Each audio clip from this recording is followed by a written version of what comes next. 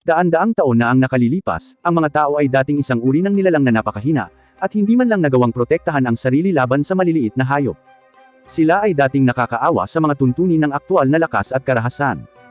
Wala silang mga armas, kung saan ang isang aksyon sa pakikipaglaban at sa pangkalahatan ay walang paraan upang ipagtanggol ang kanilang sarili mula sa anumang uri ng natural na kalamidad.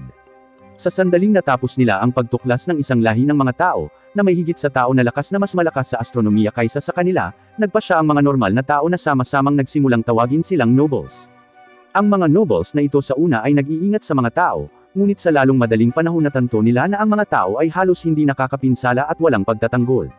Ito ay sinamahan ng katotohanan na ang mga tao ay nagbigay sa mga nobles ng napakalaking halaga ng paggalang, na humantong sa kanilang pagkuha ng pilosopiya ng noblesse oblige. Nangangahulugan ito na ang bawat nobles ay nakatali na protektahan ang mga tao, kahit anuman ang mangyari. Sa ganitong paraan, ang nobles at ang mga tao ay bumuo ng isang napaka-espesyal na ugnayan kung saan ang mga nobles ay malinaw na nireranggo sa itaas ng mga mortal na tao, at mayroon silang paggalang at paghanga sa lahat ng mga tao. Ginagawa nila ang bawat gawain na kinakailangan para sa kanila, samantalang tiniyak ng mga nobles na hindi masasaktan ang mga inosenteng tao. Mahigit 800 taon na ang nakalilipas, si Rizal, isang nobles, na may titulo na nagsasaad bilang pinuno ng mga nobles, ay kamakailan lamang ay nagising siya matapos hilahin ng hindi kilalang salarin ang kanyang kabaong sa safe. Nabigla siyang makita kung gaano kaiba ang mundo dahil sa pag-unlad ng teknolohiya, at kahit saan siya magpunta, nasasaksihan niya ang mga nilikha ng mga tao na hindi kailanman posible noon. Naglibot-libot siya at nahanap niya ang kanyang katulong na si Frank. Daking gulat ni Frank nang makita si Rizal, at agad niya itong dinala sa loob ng kanyang bahay para sabihin dito ang mga nangyayari sa mundo kamakailan. Natutuwa si Rizal kung gaano kalaki ang pagbabago sa mundo ng tao at gustong maranasan ito mismo. Si Frank, na direktor ng isang high school, ay nag-enroll kay Rizal sa isa sa kanyang mga klase, para makasama niya ng ilang oras ang mga modernong tao at maunawaan ang pag-unlad na hindi niya nakita sa nakalipas na 820 taon. Mabilis na nakipagkaibigan si Rizal sa isang matangkad na lalaking may pulang buhok na nagngangalang Shin, na isang mahusay na martial artist at isang mahusay na atleta. Nagulat siya sa casual na pakikipag-usap ng mga tao na ito sa kanya na isang nobles. Napagtanto niya na ang mga tao ay tila nawala ang kanilang mga instinct sa pagkilala sa nobles, na nagpapaniwala sa kanya na maaaring hindi na sila masyadong umaasa sa kanila. Isang gabi, habang nakikipag-night tea siya kasama si Frank, isang hindi kilalang individual ang lumapit sa kanila, nagpakilalang M21.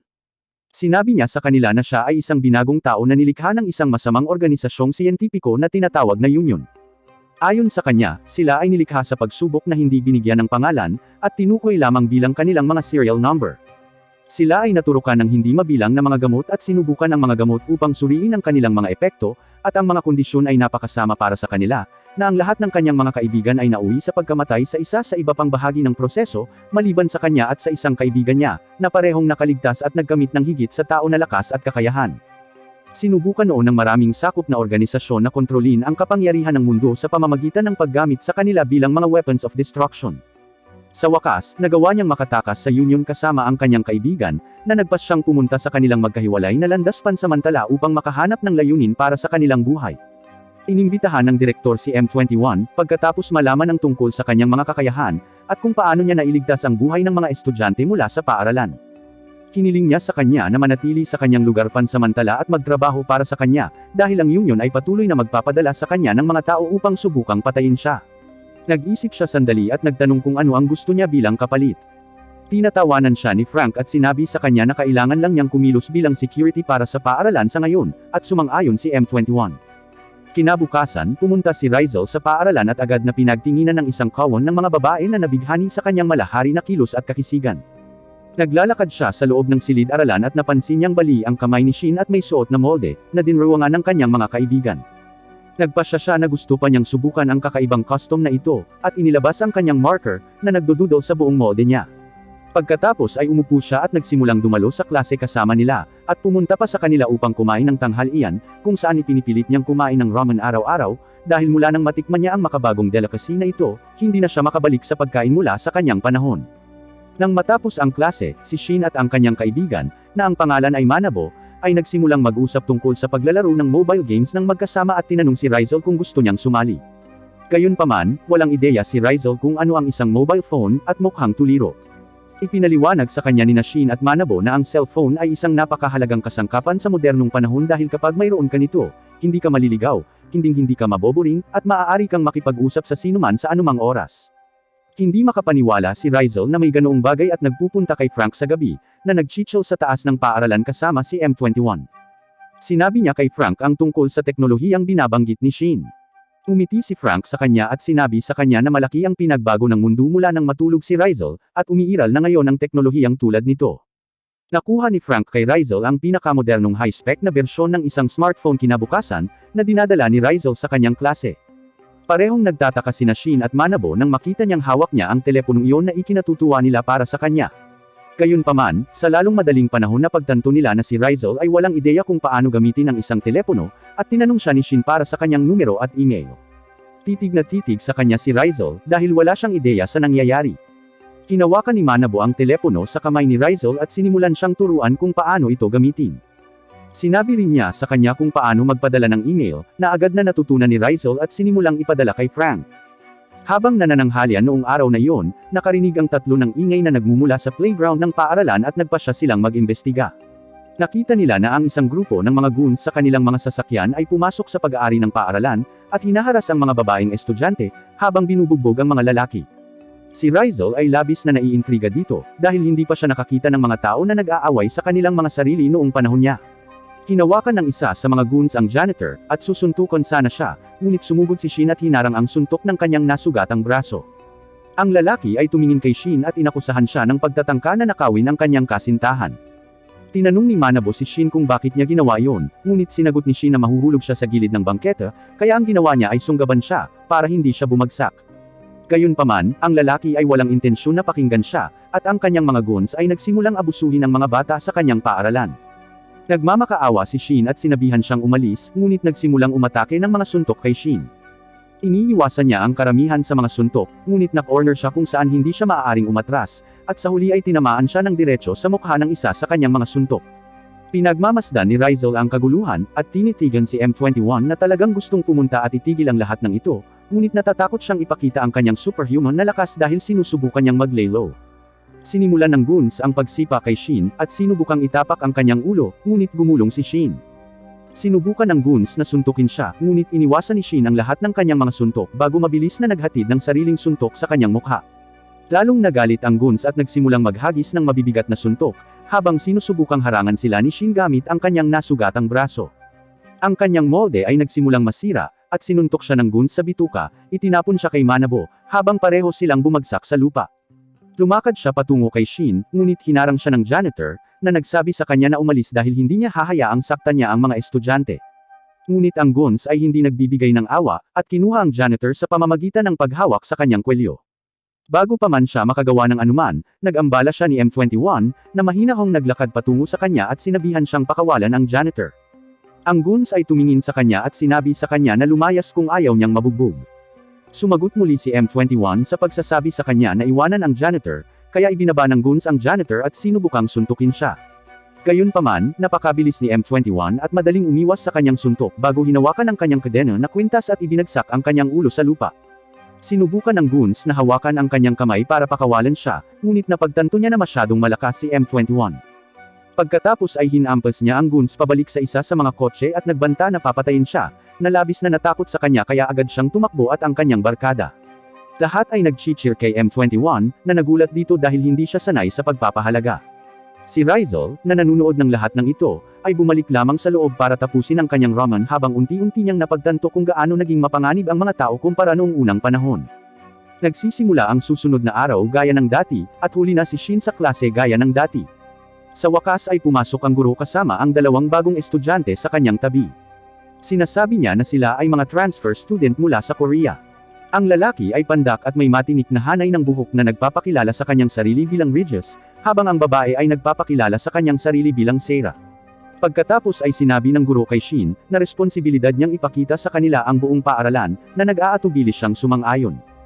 Napagtanto kaagad ni Rizal na ang mga estudyanteng ito ay mga nobles at hindi mga ordinaryong tao, at maging ang mga bagong estudyante ay tila napapansin ng hindi pangkaraniwang malakas na aura ni Rizal, na mas malakas para sa isang nobles. Nakaupo silang lahat para sa tanghalian sa hapon, at napansin ni Shin na kahit ang mga bagong estudyanteng ito ay tila hindi marunong sa mga modernong bagay, katulad ni Rizal. Sinubukan ni Regis na gumamit ng chopstick ngunit nabigo, habang nagpasya si Sarah na gumamit na lang ng kutsara.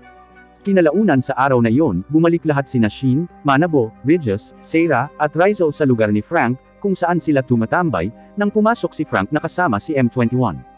Nagulat siya at naiinis nang makita si Sheen at ang kanyang kaibigan na dinudumihan ng lugar, ngunit alam niyang kaibigan sila ni Rizal, kaya sinabihan niya ang mga ito na welcome sila at pumasok sa kusina para maghugas lang ng pinggan. Nang siya ay bumalik, sinabi sa kanya ni Sheen na wala sina Sarah at Regis na matitirhan sa bayang ito at tinanong kung maaari silang kunin ni Frank. Muling naiinis si Frank sa kanya, ngunit sinabi ni Rizal na wala siyang problema dito, kaya napilitan si Frank para sabihing wala rin siyang problema dito. Kinabukasan, pinigilan ng grupo ng mga goons sina Rizal, Sheen, Manabo, at Sarah habang naglalakad silang lahat pabalik sa kanilang mga tahanan. Napapaligiran silang lahat sa grupo, at ang isa sa kanila ay bumunot pa ng kutsilyo kay Rizal. Sinabihan sila ni Sheen na huwag saktan ang sinuman sa kanyang mga kaibigan at sasama siya sa kanila, kaya dinala silang lahat sa hideout ng gang. Napapaligiran sila ng isang grupo ng mga hooligan, at ang boss ay tumingin kay Sheen at sinabi sa kanya na matututo siya ng leksyon ngayon. Sinabi ni Sheen kay Manabo na kunin sina Sarah at Rizal at tumabi habang hinahagis niya ang kanyang bag, at naghahanda para sa isang laban. Ang isa sa mga lalaki ay nagmamadaling lumapit sa kanya na may kasamang grupo, ngunit madaling naiwasan ni Sheen ang kanyang suntok habang umiiwas din sa isang pag-atake mula sa likod at sinuntok siya sa lupa. Sinubukan ng isa pang lalaki na hampasin siya ng isang kahoy na tungkod, ngunit madaling umiwas si Sheen at tinuhad siya sa mukha.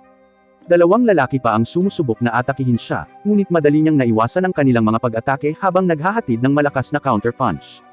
Gayunpaman, nagsimula siyang sugurin ng isang grupo ng mga ito at nahuli mula sa likuran ng isa sa mga kaaway habang sinusubukang tamaan siya ng isa. Nagagawa niyang ipagtanggol ang sarili, ngunit muli, isang lalaki ang sumusubok na sakalin siya mula sa likuran, na nagudyok kay Rizal na gumawa ng hakbang upang iligtas siya. Ngunit sinigawan siya ni Sheen na manatili at ginamit ang kanyang mga kasanayan sa jiu-jitsu para itapon ang malaking tao. Siya ay patuloy na kumukuha at malapit ng ma-overwhelm, ngunit dumating si Regis at M21 sa pinangyarihan. Sinubukan ni Regis na makialam, ngunit pinigilan siya ni M21 at sinabihan siyang huwag ipakita ang kanyang kakaibang kapangyarihan sa mga tao. Tumingin si Regis kay Sheen at napagtanto na kahit papaano ay kaya niyang lumaban. Sa katunayan, muli niyang kinuha ang kanyang momentum at sinimulang talunin silang lahat. Nagulat si Regis nang makita ang isang tao na nagtatanggol sa kanyang sarili at sa mga taong nakapaligid sa kanya, dahil ito ang dapat na trabaho ng nobles, ngunit sinabi sa kanya ni M21 na natutunan ng mga tao na ipagtanggol ang kanilang sarili nang dumating ang pangangailangan. Sinubukan ng isa sa mga goons na agawin si Manabo bilang hostage, ngunit sinipa siya ni Sheen bago niya maabot si Manabo.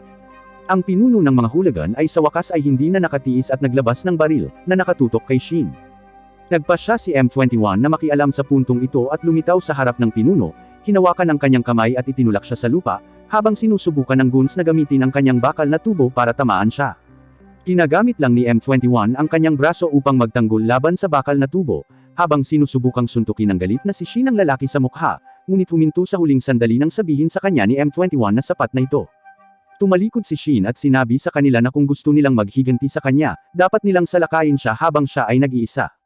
Lahat sila ay nagsimulang maglakad pauwi at si Regis ay nagkomento sa katotohanan na ang mga tao ay naging napaka-savage nitong mga nakaraang taon, kung saan same time na tumugon si M21 na hindi niya nakita kung anong uri ng savage at walang pusong mga gawa ang kayang gawin ng mga tao ngayon. Kinabukasan, nakaupo silang lahat para kumain ng hapunan, habang si Regis at M21 ay nagtatalo sa isa't isa gaya ng dati. Kinamumuhian ni Regis ang katotohanang isinuko ni M21 ang kanyang pagiging tao para magkaroon ng superhuman na kapangyarihan, samantalang kinamumuhian ni M21 si Regis sa pagtawag sa kanya bilang isang taksil sa sangkatauhan. Pareho silang nag-ambala ni Frank gayunpaman, na napuno na sa mga freeloader na ito at sinabihan silang linisin ang kalat na kanilang ginagawa. Si Sarah ay isang sweetheart at automatikong nagsisimulang maglinis, samantalang si Regis ay nakikipagtalo kay Frank habang naglilinis, nagtatanong kung bakit hindi naglilinis si Rizal. Mabilis siyang hindi pinansin ni Frank at sinubukang ibahin ang usapan, ngunit patuloy na itinulak ni Regis, at sinabing kahit si Rizal ay dapat maglinis. Bago pa man siya mapatahimik ni Frank, tumayo na lang si Rizal at naglakad papunta sa kanya. Takot na takot si Frank sa maaaring gawin ni Rizal, ngunit sa kanyang pagtataka, pasimple siyang naglakad, inilagay ang isa sa mga walang laman na balot sa basurahan at lumayo. Nakahinga ng maluwag si Frank at nagsimulang maglinis. Kinabukasan sa paaralan, tinawagan ni Frank at Rizal si M21 sa kanilang silid, at ipinaalam sa kanya ni Frank na binuksan niya ang kanyang hiwalay na bank account para kay M21. Mukhang nagulat siya at nagtatanong kung bakit niya gagawin iyon. Tumingin si Frank sa kanya at sinabi sa kanya na nagtatrabaho siya para sa kanila, kaya malinaw naman, kailangan niya ng bank account kung saan ipapadala nila ang kanyang sweldo. Ito ay lubos na nakabigla kay M21 dahil bago ito, ginagamit lang siya bilang sandata at hindi binayaran ng anuman sa buong buhay niya. Ito ang unang pagkakataon na may nag-alok na bayaran siya ng kanyang sweldo, tulad ng ginagawa nila sa ibang normal na tao. Pinasalamatan niya sila mula sa puso at lumipat sa labas. Habang naglalakad pa uwi kinagabihan, hinarang siya ng dalawang lalaki. Ang isa ay mukhang joker, samantalang ang isa naman ay mataba na kumakain ng paa ng manok. Ang mukhang joker na lalaki ay nagsabi kay M21 na may negosyo sila sa kanya at tinawag siya sa kanyang codename. Ito ay agad na nagpa-alarm sa kanyang isipan, dahil walang nakakaalam ng kanyang codename maliban sa Union. Tinanong niya ang mga ito tungkol sa kanilang mga pagkakakilanlan at nagpakilala sila bilang Shark at Hammer. Ibinunyag ni Shark na nagtatrabaho sila sa DA5, na agad niyang kinikilala bilang pangkat ng espesyal na operasyon ng Union. Tinanong niya ang mga ito kung bakit sila naririto, sinagot ni Shark na isasama nila siya, at nauwi rin sa pang-iinsulto sa nag-iisang nabubuhay na kasamahan ni M21. Nagalit siya kaagad at napagtanto ito ni Shark, mas lalo siyang ginalit. Si M21 ay naging Wolverine at sumugod patungo kay Shark, sinusubukang tamaan siya, ngunit napakabilis ni Shark para mahuli at naiiwasan niya ang lahat ng kanyang pag-atake bago siya sinipa sa sikmura. Pagkatapos ay tinapakan niya ang kanyang dibdib at sinabi sa kanya na siya ay isang walang kwentang eksperimento sa agham na sinadya upang itapon. Si M21 ay muling naging Wolverine at inatake siya, ngunit tumalon pabalik si Shark sa tamang panahon. Muling ipinwesto ni M21 ang kanyang sarili, ngunit hindi siya binigyan ni Shark ng oras para makahinga, at sinugod siya ng kutsilyo. Bahagyang nahaharangan ni M21 ang unang pag-atake, ngunit si Shark ay nagpapatuloy sa pag-atake, na ginagawang mas pahirap ng pahirap para sa kanya na ipagtanggol ang kanyang sarili. Napagtanto niya na mas malakas si Shark kaysa sa kanya, at kung magpapatuloy ito, wala siyang pagkakataong makaligtas sa lahat ng ito. Sa wakas ay nagawa ni Shark na masira ang kanyang depensa, at nataman siya sa mga balikat at binti, bago gumawa ng isang espesyal na pag-atake na naghahatid ng hindi mabilang na mga laslas sa kanyang katawan, na nagbabaha ng dugo sa kanya. Siya ay umatras at lumuhad sa isang tuhod, sinusubukang habulin ang kanyang hininga, habang si Hammer ay tumatawag mula sa kanyang likuran, na nagsasabi kay Shark na huwag siyang patayin. Gayunpaman, si Shark ay nagsimulang sumulong, ngunit huminto nang makita niya sina Sarah at Regis sa likod ni M21. Napatingin siya sa likuran niya at nagulat siya nang makita silang dalawa. Sinabi niya sa kanila na umalis kaagad, at hindi na sila dapat pumunta rito. Gayunpaman, si Regis ay tiwala sa kanyang mga kakayahan at nagsimulang makipag-usap kay Shark. Iniinis siya nito at sinusubukang atakihin si Regis, ngunit pumapasok si M21 sa pagitan, tinatamaan at nailigtas si Regis. Gayunpaman, wala pa ring pakialam si Regis at nagsimulang magsalita muli, ngunit sa pagkakataong ito, sinisigawan siya ni M21 na tumahimik, na ikinagulat niya. Sumulong si Shark, ngunit napahinto sa kalagitnaan ng may isang lalaki na naglanding sa likod ni M21 at sinabihan si Shark na huminto. Tumingin siya sa likuran niya at napagtanto niya na ang lalaki ay si Krantz, ang pinuno ng DA5. Sinabihan niya si Shark na umatras, dahil gusto nila siyang buhayin at sinabi kay M21 na sasama siya sa kanila. Sumasang-ayon si M21 na sumama sa kanila ng walang karagdagang pagtutol kung hahayaan nilang hindi masaktan sina Regis at Sarah, gaya ng ipinangako sa kanya ng pinuno bago nila siya ihatid palayo. Bumalik sina Regis at Sarah sa bahay ni Frank, ngunit nang tanungin ang tungkol kay M21, ipinagkibit-balikat lamang ito ni Regis dahil naiinis siya sa kanya sa pagpigil sa kanya sa pakikipaglaban sa kanila. Tinanong ni Frank si Sarah kung ano ang nangyari, at ipinaalam niya sa kanya na naglalakad sila pabalik nang makita nila si M21 na may kasamang dalawang tao na hindi niya kilala. Tila nag-aaway sila, ngunit sa pagtatapos nito, si M21 ay kusang lumakad papunta sa kanila. Nagpapasalamat si Frank sa kanya para sa impormasyon at iniisip kung ano ang maaaring nangyari. Alam niya na ang mga taong tinutukoy ni Sarah ay maaaring mga miyembro ng Union, ngunit hindi niya alam kung si M21 ay sumama sa kanila upang iligtas si Regis at Sarah, o kung siya ay talagang isang espiya na sinabihan na kumuha ng impormasyon tungkol kay Rizal, at sa wakas nang tapos na ang trabaho niya, bumalik na siya. Dinala si M21 sa isang safe house, kung saan siya ay binugbog ni Shark upang makakuha ng impormasyon mula sa kanya. Gayunpaman, sinabi sa kanya ni Krantz na huminto at hiniling kay M21 na sabihin lang sa kanila kung ano ang nangyari sa kabaong, na siyang naatasang kumuha. Nang tumanggi siyang sumagot, tinanong ni Krantz kung inutusan siya ng Union na manatiling tahimik. Dahil dito, napagtanto ni M21 na tila hindi nila alam na siya ay nagtaksil sa Union at pinakawalan ang nobles sa kabaong. Sinimulan na naman siyang sipain ni Shark, na sinasabing hindi mahalaga ang kanyang misyon sa ngayon dahil ang misyon ng DA5 ang inuuna. Napagtanto ni M21 na magagamit niya ang sitwasyong ito para sa kanyang kapakinabangan at nagpa siya na pabagalin ang mga ito. Sinabi niya sa kanila na bibigyan niya sila ng impormasyon kung handa silang gumawa ng isang kasunduan. Tinitingnan siya ni Krantz at sinabi sa kanya na wala siyang posisyon para makipagtawaran, at kung gusto niya, maaari nilang gamitin na lamang ang truth serum na nilikha ng Union sa kanya. Umiti lang si M21 sa kanya at sinabi sa kanya na gagana nga sa kanya ang truth serum, ngunit mamamatay siya bago niya ibigay sa kanila ang impormasyong gusto nila. Ang tanging paraan ay ang gumawa ng kasunduan sa kanya. Tinanong ni Krantz kung ano ang gusto niya at sumagot siya na kailangan niya ng impormasyon tungkol sa lahat ng mga kasama niyang namatay at pati na rin kay M24. Sinabi sa kanya ni Krantz na hindi siya makakagawa ng kasunduan na iyon dahil siya mismo ay walang impormasyon tungkol sa kanila. Gayunpaman, alam ni M21 ang tungkol sa mga miyembro ng DA5, at sinabi sa kanya na mayroon silang isang hacker sa kanilang koponan, at ang pag-hack sa sistema ng Union ay sigurado na larong pambata lang para sa kanya. Ang hacker na nagngangalang Tao, ay ngumiti mula sa likuran at sinabi sa kanya na siya nga ay tama. Sinabi sa kanya ni Krantz na mayroon silang deal at tinanong siya tungkol sa impormasyon, ngunit sinabi niya sa kanila na siya ay nagugutom, at siya ay talagang sinusubukan lang bumili ng mas maraming oras hanggat maaari. Si Shark at Hammer ang naiwan sa pamamahala kay M21, at agad na sinimulan siyang hampasin ni Shark, na humihingi ng impormasyon. Gayunpaman, sinabi sa kanya ni M21 na magbibigay lamang siya ng anumang impormasyon pagkatapos niyang matanggap ang kanyang bahagi ng deal. Nagalit si Shark sa kanya at naglabas ng kutsilyo, pinagbantaan siya, ngunit tinawanan siya ni M21 at sinabi sa kanya na kung papatayin niya siya ay sasalungat siya sa mga direktang utos ni Krantz, at mawawala ang anumang impormasyong makukuha niya sa kanya. Sa sandaling iyon, dumating ang isang may mahabang buhok kasama si Tao at sinabihan si Shark na umatras. Inilabas ni Shark ang kanyang pagkadismaya sa kanyang kasamahan at tinawag ang mahabang buhok na lalaki para sa pagiging malambot. Pinagalitan niya ito sa pagpapalaya sa babae at sa mga bata noong ang trabaho nila ay linisin ang lugar.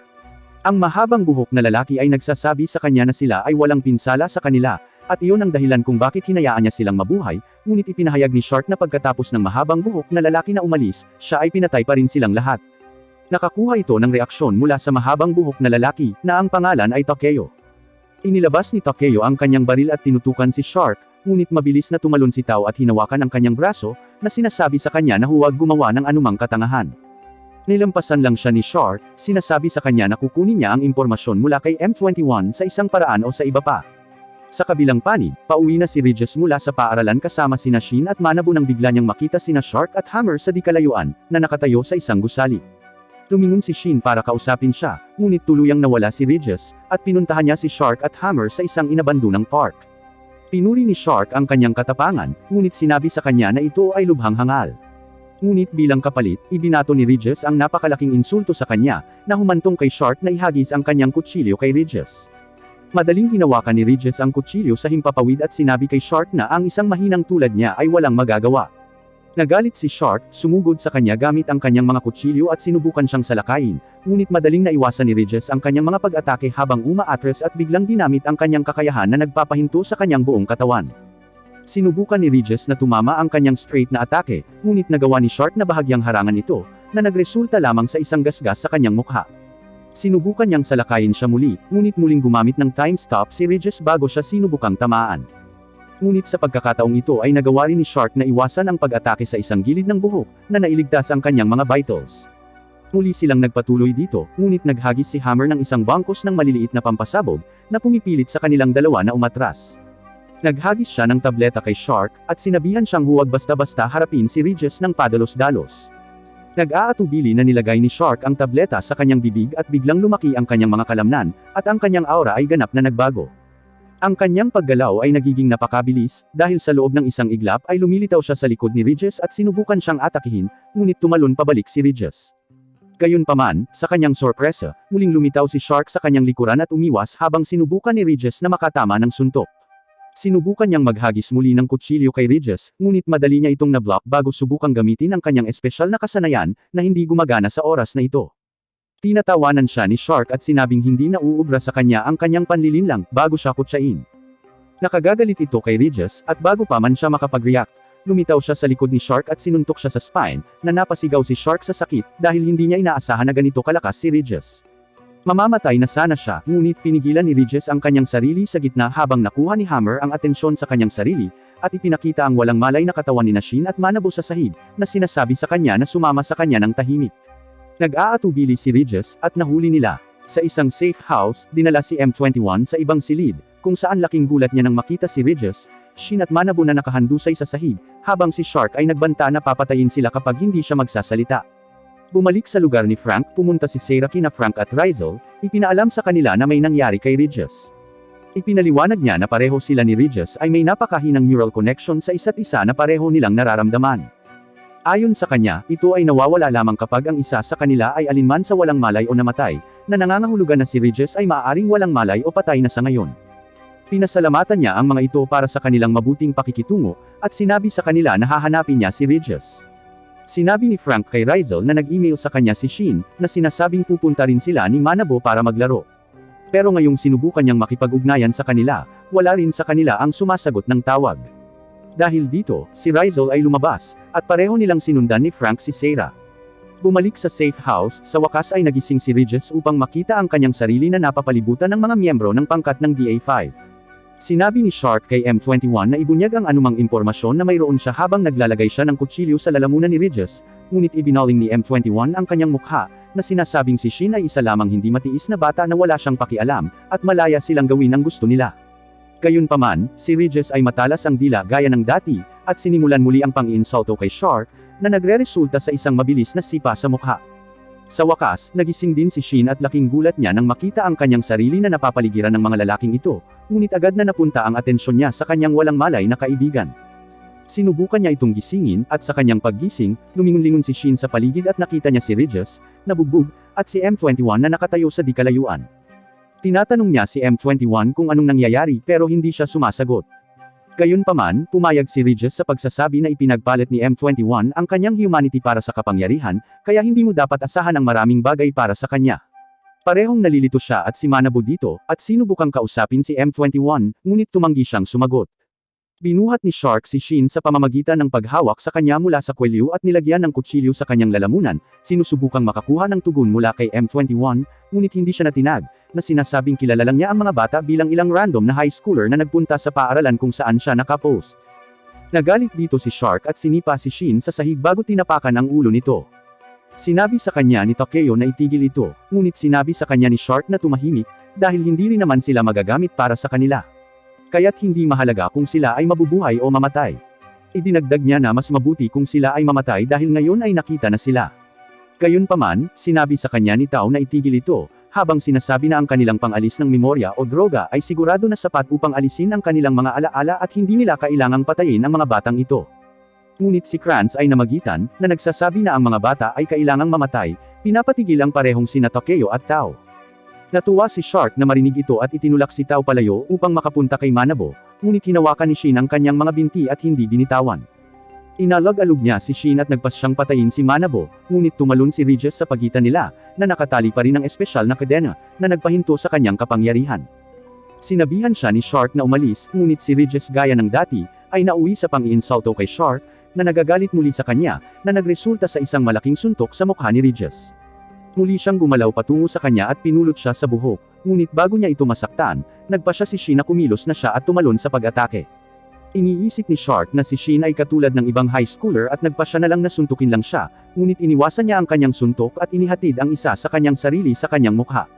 Ibinagsak ni Shark si Regis sa lupa, at lumingon kay Shin, hinawakan ang magkabilang kamay niya at pagkatapos ay ang lalamunan, bago siya sinimulang sakalin hanggang mamatay.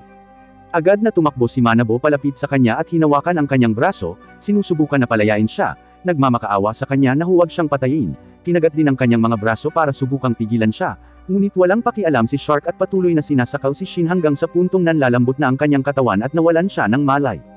Walang magawa si Regis kundi manood dahil sa kanyang mga kadena, ngunit bigla, napagpasyahan ni M21 na sobra na ito at tumakbo papalapit kay Shark, naging Wolverine muli at nilaslas ang kanyang kanang braso, na pinilit na ihulog si Shin, na nagligtas sa kanyang buhay.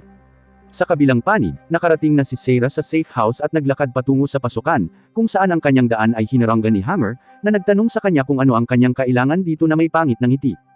Kalmadong sinabihan siya ni Sarah na umalis, ngunit napagtanto ni Hammer na isa siya sa mga nobles na may espesyal na kapangyarihan, at agad siyang binato ng isang bangkos ng mga bomba, habang sabay na umatras. Napangiti siya, iniisip na nasaktan niya si Sarah. Habang umaalis ang alikabok, nakikita niya ang silhouette nito at nakaramdam ng matinding kirot sa kanyang katawan, nang makitang ang kanyang katawan ay nilaslas ni Sarah nang hindi niya namamalayan. Napagpasyahan niya na hindi ito magandang lugar para makipaglaban at maghagis pa ng ilang bomba sa kanya bago mawala. Sumunod din sa kanya sina Rizal at Frank, pero imbes na dumaan sila sa main entrance, bumaba sila sa rooftop na parang mga boss. Sinalubong sila ni Takeo doon, na naghihintay sa kanilang pagdating. Tinanong niya ang mga ito tungkol sa dahilan kung bakit sila naririto, at si Frank bilang ang pinakakul na tao kailanman, ay sinabihan si Rizal na magpatuloy at susunod na lang siya sa kanya mamaya, bago siya magpakita ng dark energy sa paligid ng kanyang mga kamao at atakihin si Takeo. Gayunpaman, hindi dapat na baliwalain si Takeo habang nagdadala siya ng isang malaking briefcase para sa kanyang depensa at hinaharangan ang kanyang suntok bago inatake si Frank, na umiiwas din, at sila ay karaniwang nagpapalitan ng kanilang panimulang posisyon. Ang napiling sandata ni Frank ay lumikha ng isang bangkos ng dark energy shards, at binaril siya kay Takeo, na muling ginamit ang kanyang briefcase bilang kanyang kalasag, habang si Frank ay nagsimulang magseryoso at hiniwa ang buong bubong sa dalawang bahagi. Gayunpaman, habang umaalis ang alikabok, binaril siya ni Takeo gamit ang kanyang sniper, ngunit madaling naiwasan ito ni Frank, at sumugod muli sa kanya, ngunit umatras at ginamit ni Takeo ang kanyang baril bilang isang pangmalapitan na sandata. Muli niyang sinubukang gamitin ang kanyang dark energy para suntukin siya, ngunit nagawang itutok ni Takeo ang pangalawang nakatagong pistol sa kanyang ulo, sinusubukang checkmate siya. Umiwas si Frank, at naglabas si Takeo ng dalawang pistol at sinimulan siyang barilin, habang tumatakbo naman si Frank na patuloy na umiiwas sa kanya. Gumamit si Frank ng napakalakas na slash na binubuo ng dark energy, ngunit iniwasan ito ni Takeo at naglanding sa lupa. Napagtanto ni Takeo na kung ito ay patuloy na mangyayari, si Frank ang mananaig. Kaya kinuha rin niya ang tableta at inilagay sa bibig niya. Sumasailalim siya sa isang katulad na metamorphosis at nag-transform sa isang itim na lalaki na may madilim na aura, na pwedeng ituring na blackface. Sinubukan siyang atakihin muli ni Frank, ngunit bago siya makagalaw ng isang pulgada, tumalon lang si Takeo sa likuran niya, at itinutok ang kanyang baril sa kanyang ulo. Samantala, alam ni M21 na hindi niya matatalo si Shark kung makakabawi siya at sumusugod sa pamamagitan ng pag-atake. Ngunit nagawang ipagtanggol ni Shark ang kanyang sarili at sinipa pabalik si M21 bago iwagayway ang kanyang talam sa hangin, na sapat na upang laslasin ang damit ni M21, na nagpapakita ng kanyang mga nakakulong na kalamnan. Gayunpaman, si Shark ay tila nawala ng katiyakan tungkol sa kanyang sariling katawan at nagpas siyang magpakawala ng mga laslas sa kanya, na nagawa niyang iwasan at sa wakas ay hinawakan ang kanyang kamay habang sinusubukan siyang saksakin ni Shark. Muli niyang sinipa si M21 sa paraang nakatayo siya sa harap ng mga bata. Pagkatapos ay ginamit niya ang isa sa kanyang pinakamalakas na mga slash, alam niya na si M21 ay hindi iiwas sa daan, na kapag ginawa niya, ang mga bata sa likod niya ay mamamatay. Ginawa ni M21 ang eksaktong inaasahan niya at tinatanggap ang bigat ng pinsala, na nakalaslas sa kanya, at napaluhod siya. Lumapit si Shark sa kanya at sinabihan siyang sumuko, ngunit muli siyang tumayo. Itinaas ni Shark ang kanyang kutsilyo upang tapusin ang laban, ngunit nagawa ni Regis na makawala sa kanyang mga tanikala sa sandaling iyon, at lumitaw sa harap ni M21, sinuntok si Shark sa sikmura at pinatalsik siya sa dingding. Sinabihan ni Regis si M21 na umatras at naghahanda siyang labanan siya.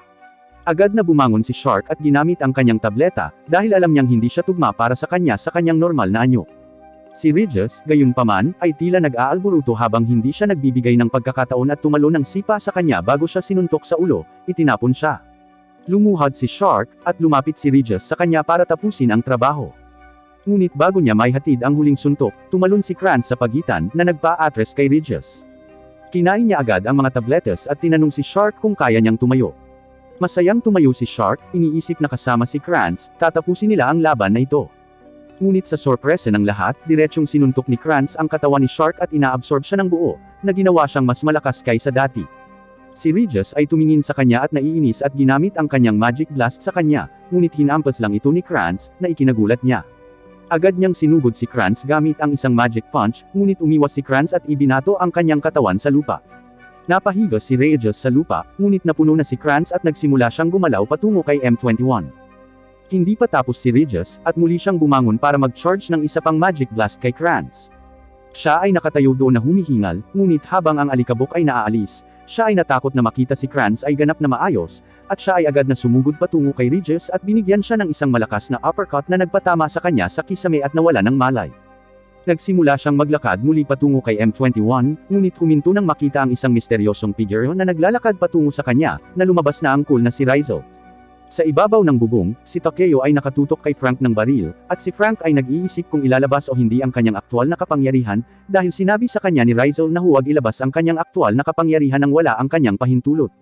Pero napagtanto din niya na kung hindi niya gagamitin ang huli niyang kapangyarihan, baka matalo siya sa tunggalian na ito. Ngunit para sa kanya, mas mahalaga ang pagsunod sa utos ng kanyang master.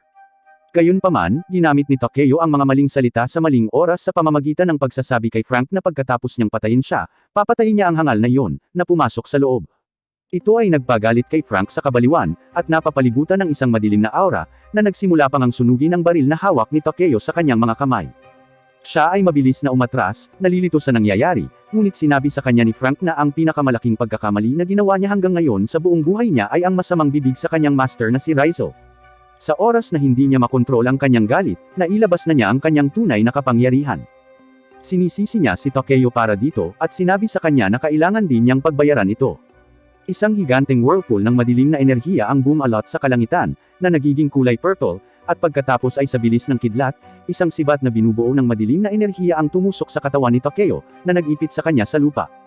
Pagkatapos ay ginamit ni Frank ang kanyang mahiwagang enerhiya upang sirain ang kanyang baril, ngunit itinapon niya ito sa oras upang iligtas ang kanyang sarili. Binato siya ni Frank ng ilan pang sibat, na tinakbuhan ni Takeo upang subukan at iwasan. Ngunit muli siyang sinaksak ng isa sa mga ito sa paa, na nagpatambos sa isang tuhod. Naglalakad si Frank patungo sa kanya at nanunuya, na puro yabang lang sa pagsasalita ngunit napakahina. Pinukaw nito si Takeo, at sinubukan niyang barilin si Frank, ngunit agad na sinaksak siya ng isa pang sibat sa mga braso, na nagpatigil sa kanya. Sa wakas ay napuno na si Frank at lumikha ng isang bangkos ng enerhiya na sibat sa hangin at binaril sila kay Takeo. Gayunpaman, nakakakuha siya ng huling inspirasyon, at nagagawa niyang i-defect ang mga sibat. Umatras at pagkatapos ay itinutok ang baril kay Frank, na pinaputukan siya. Gayunpaman, hindi gumagalaw si Frank hanggang ang mga bala ay lumalapit sa kanya, ngunit sa sorpresa ni Takeo, ang mga bala ay huminto sa sandaling ito ay malapit sa kanyang mukha at nahulog. Pagkatapos ay gumamit si Frank ng isang sabog ng dark energy, na labis na nagpasakit kay Takeo at napaiyak siya sa sakit. Gayunpaman, si Takeo ay binubuo ng tunay na matigas na materyal, at nauuwi pa rin sa pagtalon sa ibabaw ni Frank, at pagbaril sa kanyang mukha. Tumingon si Frank upang ipakita na ang isa sa mga bala ay tumatama sa kanyang mukha, na nag-iiwan ng maliit na bakas ng dugo sa kanyang mukha. Tumingin si Frank kay Takeo at tinanong siya kung bakit siya ay nakikipaglaban pa rin ng buong tapang habang walang paraan na siya ay manalo, ngunit hindi siya pinansin ni Takeo at muling sumugod sa kanya, habang si Frank ay pinaputukan siya ng isang grupo ng mga magic blades. Na kaya niyang iwasan, at lumilitaw sa likod ni Frank, tinutukan muli ng baril ang kanyang ulo. Ngunit ginagamit lang ni Frank ang kanyang magic energy upang kunin ang buong katawan ni Takeo, pinaikot ang baril mula sa kanyang kamay. Pagkatapos ay ibinunyag niya ang kanyang tunay na kapangyarihan, at isa pang malaking ulap ng madilim na enerhiya ang nabubuo sa itaas nila, habang ginagawa niya silang lahat sa hindi mabilang na sibat at pinaputok silang lahat kay Takeo, habang hawak siya sa pwesto, na walang puwang para sa kanyang pagtakas. Si Takeo ay nasaksak ng mga sibat, at ang kanyang kapangyarihan ay ganap na nawala habang siya ay bumalik sa kanyang normal na sarili at bumagsak sa lupa. Dumating din si Seira sa pinangyarihan at nanunood, habang papunta si Frank sa bumagsak na si Takeo, handang tapusin ang kanyang paghihirap. Si Seira, na napakabait, ay nagtanong kay Frank kung talagang papatayin niya si Takeo, na sinagot niya na siya nga. Ngunit bago niya ito mapatay, tumingin si Takeo kay Seira, at sinabi sa kanya na ang mga bata ay nasa panganib sa ibaba, at dapat silang magmadali upang mailigtas sila. Hiniling din niya sa kanya na humingi ng paumanhin para sa kanyang panig sa mga bata sa paglalagay sa kanila sa panganib. Ang biglaang pagpapakita ng pag-aalala sa mga bata ay nagpaisip sa kanya, at nagpasya si Frank na huwag siyang patayin. Bumalik si Seira sa loob, at habang naglalakad sa itaas na palapag, nakipagkita muli kay Hammer, na uminom ng tableta at naka-jack up, hawak ang isang buong rocket launcher sa kanyang mga kamay. Pinaputukan niya ito ng projectile, ngunit pinalihis lang niya ito gamit ang kanyang mga kamay bago tinawag ang kanyang nag-iisang sandata, na isang scythe. Muling pinaulanan siya ni Hammer ng isang enerhiya, ngunit sa pagkakataong ito ay gumanti siya gamit ang kanyang scythe at hinati ang projectile sa kalahati, habang pinuputol din si Hammer sa dalawang matabang piraso. Sa pangunahing palapag, pumasok si Rizal sa silid at dirdiretsong naglakad patungo kay Krantz. Tumingin si Krantz sa kanya at tinanong siya kung sino siya, ngunit sumagot si Rizal sa pamamagitan ng pagtatanong kung sino ang nagbigay sa kanya ng pahintulot na magsalita. Natigilan si Krantz sa pahayag na ito, ngunit bago pa man siya makapagsalita ay naramdaman na niya ang biglaang bigat sa hangin. At biglang, pareho siya at si Tao ay naipit sa lupa ng hindi pangkaraniwang lakas ng gravity, na isa sa maraming kapangyarihan na mayroon si Rizal. Sinubukan ni Krantz na gumalaw, ngunit muling tinanong siya ni Rizal kung may nagbigay sa kanya ng pahintulot na gumalaw, at ibinagsak niya ang kanyang mukha sa lupa nang hindi man lang ito hinawakan. Si Krantz kahit papaano ay nagawa na bumangon, at naglaslas sa hangin, na sumisira sa mga haligi sa likod ni Rizal, ngunit siya mismo ay nakatayo ng hindi nasaktan. Inilabas ni Krantz ang kanyang twin blades at naghanda para sa isang tunggalian. Tumalon siya patungo kay Rizal at inatake siya ng isa sa mga blades. Ang pag-atake ay napakalakas na halos ang buong lugar ay gumuho at ang alikabok ay nasa lahat ng dako. Si Shin at ang iba ay natatakot para kay Rizal, dahil wala pa rin silang ideya kung gaano siya kalakas. Sa pag-alis ng alikabok gayunpaman, napagtanto nila na napigilan lang ni Rizal ang pag-atake ni Krantz sa pamamagitan ng paghawak sa kanyang kamay. At pagkatapos ay sinabi lamang ang salitang lumayas sa isip, na nagre-resulta kay Krantz na sumabog pabalik sa mga pader. Si Krantz ay lumabas sa siwang, at napagtanto na kahit na naabsorb na si Shark, ay hindi pa rin makakapantay sa batang ito. Kaya sinisigawan niya si Tao na tumakbo papunta sa kanya at gamitin ang kanyang mga tabletes, para ma-absorb din siya ni Krantz. Sinabihan siya ng lahat na huwag pumunta, ngunit alam ni Tao na mayroon din siyang tungkulin at kailangan niyang gampanan. Naglakad siya papunta kay Krantz na handang uminom ng tableta, ngunit naiinip na si Krantz kaya napahawak siya sa kanyang ulo sa hangin, at pagkatapos ay sinabihan siyang mabilis na kainin ang tableta. Talagang masama ang pakiramdam ni Manabo para kay Tao, dahil sinusubukan niyang tulungan ang mga bata at naging mabait siya sa kanila.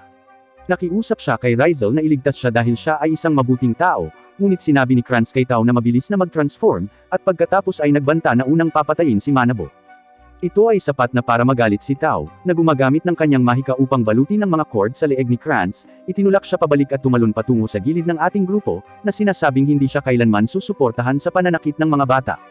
Ngunit ang isang galit na si Krantz ay may sobrang bilis, at nagagawang umabot hanggang kay Tao ng napakadali, muling hinawakan ang kanyang mukha, at malapit ng maglanding ng isang malakas na suntok, na papatay sa kanya.